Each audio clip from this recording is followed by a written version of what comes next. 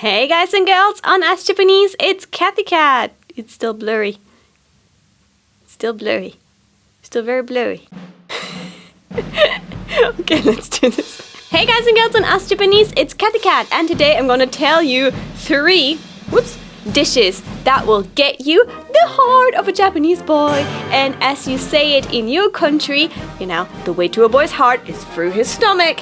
Same saying in Japanese is actually ibukuro tsukamu, catch his stomach. And that's the same saying here. So good luck, and let's get cooking.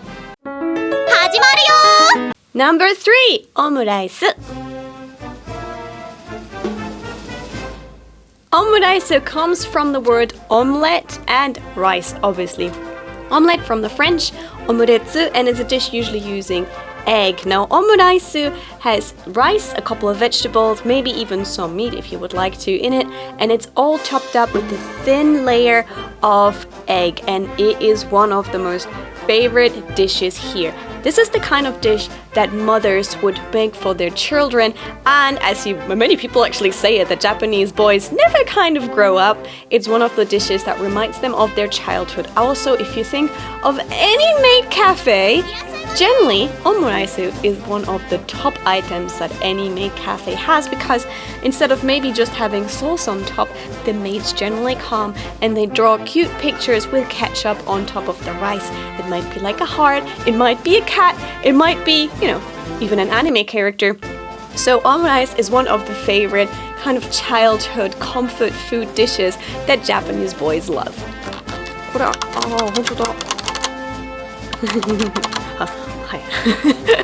Look, there is actually a hole at the top, so you can put this into the microwave straight away without having to take the lid off. Clever. Let's do that straight away. 3分。500ワッツ3分。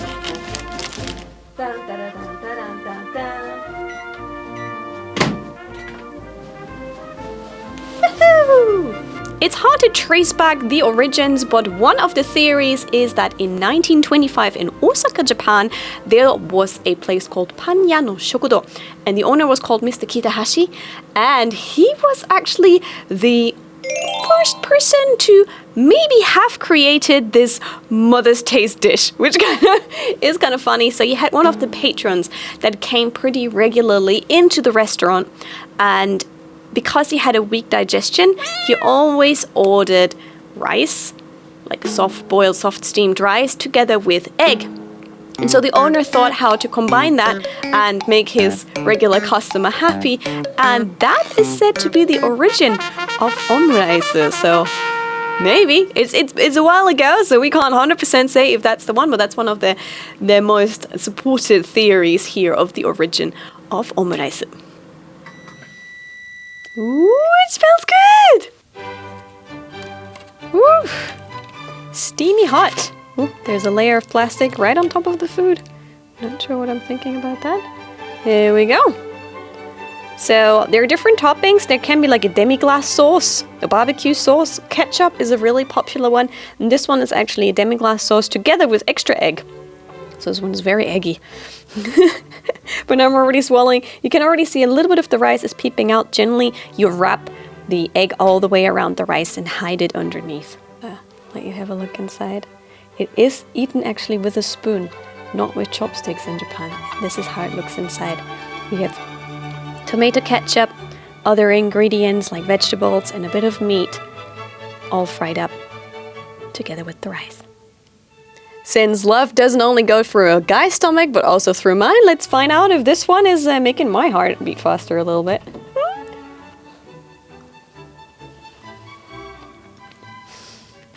It's soft and it has the sweet tanginess of the ketchup.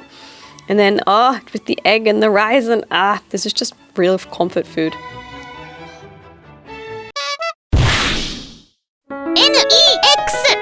Number 2, kare rice.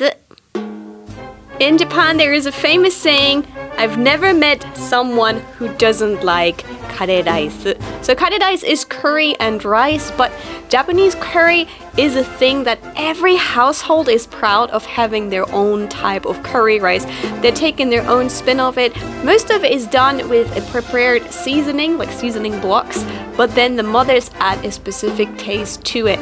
And this is the real home food taste. You know, my mom's curry tastes different from everyone else's mom's curry, and it brings a lot of childhood memories again. If you think about it, many anime and manga scenes do have curry rice in it, and there's even a famous comedian here who said, curry rice? That's something to drink. Kare rice wa nomimono desu. It's that tasty. And because you can make so many variations to it, there is a way to prepare a curry rice that everyone will like it. You know, you can just put in the foods that people prefer. And if you tweak it a little bit, and if you look on the back of packages, or maybe make your own spicing, you can even make it vegan or vegetarian. So, good point about that one.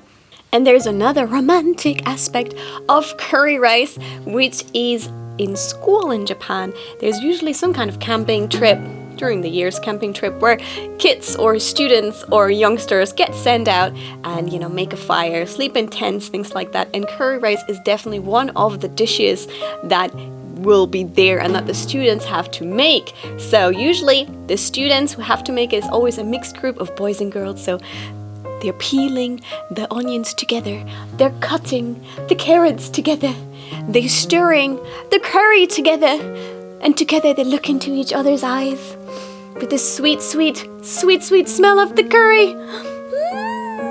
Romance is in the air, and the smell of romance is the smell of curry rice. We got a chicken katsukore, which is a very, very popular one, where some marinated and fried chicken fillet goes on top. So yeah.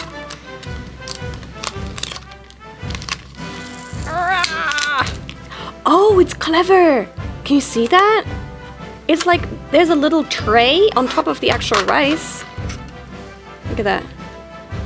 So the rice is still absolutely pristine. Microwaves would totally be in my obakeyashiki, in my ghost house. Microwaves, screaming babies, plants that I have to water. Ah! Quack, quack, quack, quack. Ask duckies. Oh.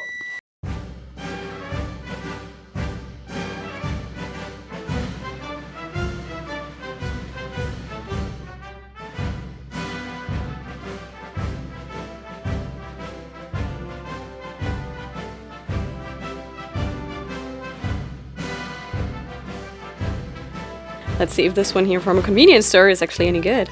I do like that it has a big piece of fried chicken on top. Ooh, look at that. Oh, that looks good. Oh.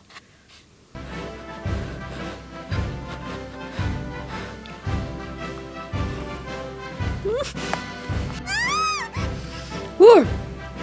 That wasn't as spicy as it was hot. Usually Japanese curry is actually not so spicy. Many have amakuchi, the option of like amakuchi or chukuchi, medium spiciness, or, you know, actually kind of sweet. What? 明日からプレステ5予約だって。明日からも早くね。はい。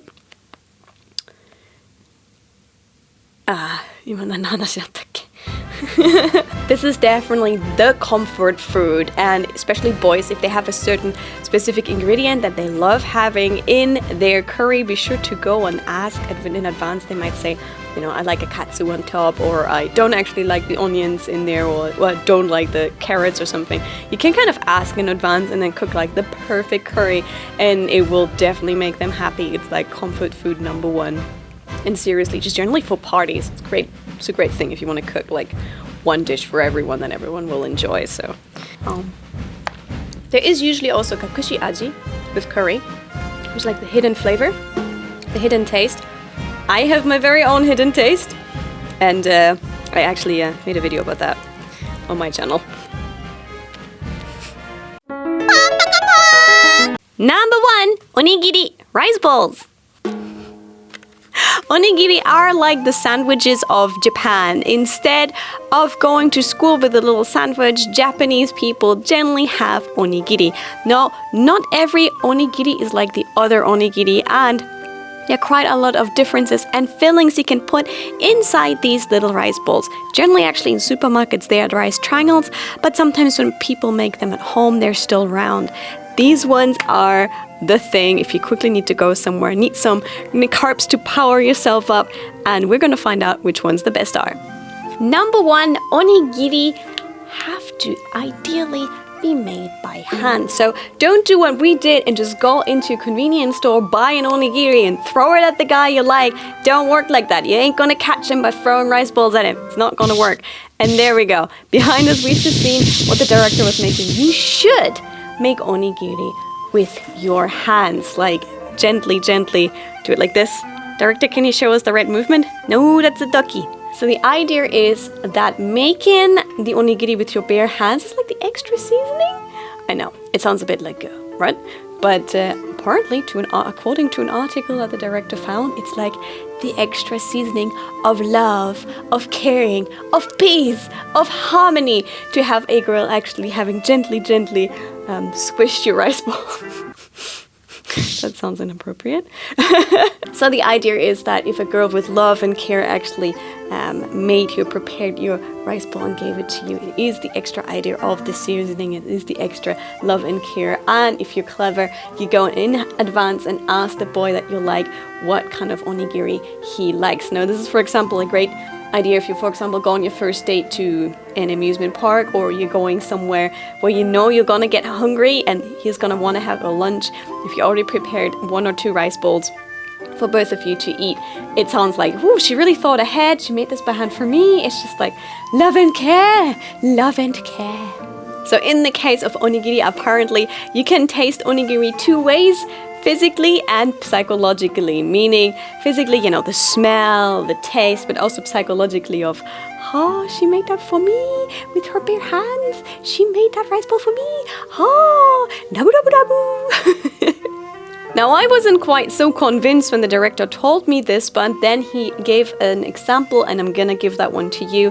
If you think of a burger patty, you know, if a girl actually made the burger patty with her hands, or would you rather have her like make it all like using just utensils, not even touching the meat at all, and then just dipping it into the pan? Which one seems to be tastier for you?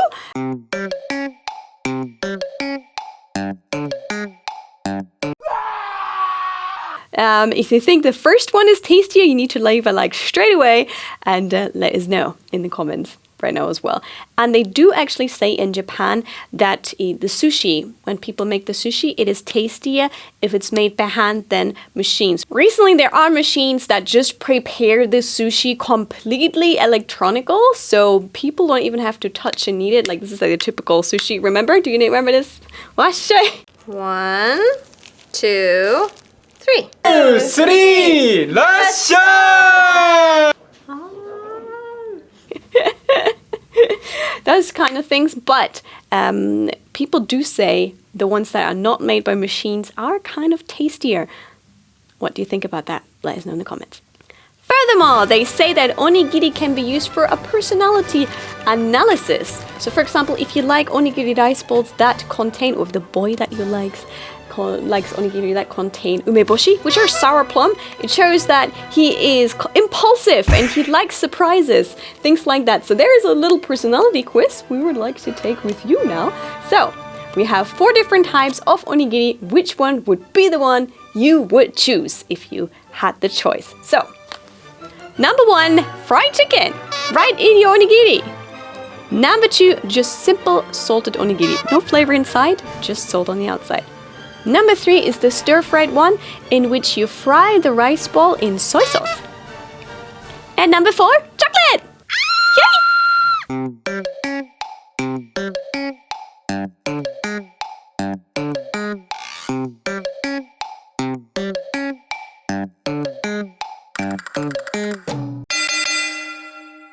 Okay, are you ready to find out what kind of type you are according to this quiz? A, the fried chicken is you are a very kind type. You are innocent and you love playing around, but sometimes you can be a little bit too childish. Number 2, simply salt. You're a simple guy.